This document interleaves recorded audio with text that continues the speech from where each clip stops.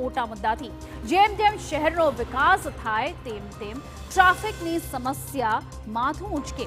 અમદાવાદમાં અનેક ઓવરબ્રિજ અને અંડરબ્રિજ બનાવાયા, પરંતુ ટ્રાફિકની સમસ્યા હળવી ન થઈ, જેનો અનુભવ દરેક લોકોને થયો હશે। જેથી હવે પોલીસ દ્વારા ઈ મેમો ઇસ્યુ કરવાથી લઈને અનેક ડ્રાઈવ યોજવામાં આવે છે। આ દરમિયાન રોંગ સાઈડમાં આવતા વાહન ચાલકોને નિયંત્રણમાં લેવા માટે ટ્રાફિક પોલીસે મહત્વનો નિર્ણય લીધો છે। હવે જો તમે રોંગ સાઈડમાં તમારા વાહન સાથે ઝડપાયા તો સમજી લો કે તમારી ખેર નથી, કેમ કે રોંગ સાઈડમાં જતા વાહન ચાલકો વિરુદ્ધ ગુનો નોંધીને હવે કાર્યવાહી કરવામાં આવશે। શહેરના તમામ ટ્રાફિક પોલીસ સ્ટેશનના અધિકારીઓને તેમના વિસ્તારમાં રોંગ સાઈડના પોઈન્ટ પર કામગીરી શરૂ કરવા માટે સૂચના આપવામાં આવી છે। ટ્રાફિક નિયમ તોડવામાં અમદાવાદીઓ અવ્વલ છે। કરોડોનો દંડ ચૂકવ્યો છતાં પણ તેઓ સુધરવાનું નામ જ નથી લઈ રહ્યા, જેને લઈને હાઈકોર્ટની ગંભીર ટકોર બાદ ટ્રાફિક પોલીસે અભિયાન શરૂ કર્યું, જે અંતર્ગત 23 દિવસમાં 2,01,155 વાહન ચાલકો સામે કેસ કરી 13 કરોડ 21 લાખ દંડ વસૂલવામાં આવ્યો। તો કુલ 2.5 મહિનાની જો વાત કરીએ તો 45 કરોડનો દંડ ફટકારવામાં આવ્યો। અભિયાન દરમિયાન સામે આવ્યું કે અમદાવાદીઓ નિયમ તોડવામાં સૌથી મોખરે છે, કારણ કે કરોડોનો દંડ ફટકાર્યો છતાં લોકો નિયમોનું પાલન કરવામાં બેદરકારી દાખવી રહ્યા છે। ટ્રાફિક પોલીસે હાઈકોર્ટમાં રજૂ કરેલા આંકડા મુજબ વર્ષ 2023માં 11 કરોડનો દંડ, 2024માં 5 ગણો વધુ દંડ એટલે કે 56 કરોડ અને ચાલુ વર્ષમાં 27 કરોડનો દંડ વસૂલાયો છે। આ આંકડા દર્શાવે છે કે લોકો દંડ ભરી દેશે પણ નિયમોનું પાલન તો નહીં જ કરે। જો કે પોલીસે પણ હવે આવા વાહન ચાલકો સામે કમર કસી છે।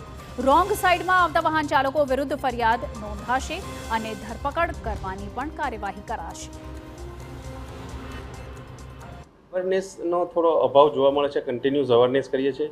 હવે અમે જે રોંગ સાઈડની અંદર જે પેનલિંગ જે પિનલ હેઠળ દંડ રોકડ દંડ લેતા હતા, હવે એની અંદર અમે વચ્ચે બી ચાલુ કરેલું હતું કે એના વિરુદ્ધ પણ અમે એફઆઈઆર કરીશું। એટલે જે પ્રોસિજર કરવાની આવે છે એરેસ્ટની અને જામીન પર છૂટવાની, એના કારણે એને થોડી અવેરનેસ રહે તો રોંગ સાઈડ આવતા ઈસમો વિરુદ્ધ પણ અમે આ રીતે કાર્યવાહી કરીશું, જેથી એ લોકો જે રોંગ સાઈડ આવવાના જે હજુ પણ કિસ્સાઓ બને છે એમાં સદંતર બંધ થાય એવી અમે પ્રક્રિયા હાથ ધરીશું।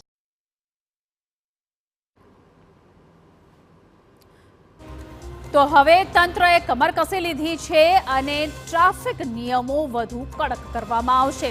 જો કે ગ્રાફિક્સના માધ્યમે તમને સમજાવીએ કે આખરે આગળ તંત્ર હવે કયા પગલે લેવાના છે। રોંગ સાઈડ ડ્રાઇવિંગના 8,789 કેસ નોંધાયા છે, જેને લઈને કેટલો દંડ વસૂલાયો છે તે તમને જણાવીએ કે અલગ અલગ કેસ નોંધવામાં આવ્યા છે અને આ માત્ર આપણે વાત કરી રહ્યા છીએ અમદાવાદની। તો રોંગ સાઈડ ડ્રાઇવિંગ બદલ 1.65 કરોડનો દંડ વસૂલવામાં આવ્યો છે। ગ્રાફિક્સના માધ્યમે આ તમામ આંકડાઓ તમને અમે સમજાવી રહ્યા છે કે હેલ્મેટ વિનાના 1,09,651 કેસ નોંધાયા છે।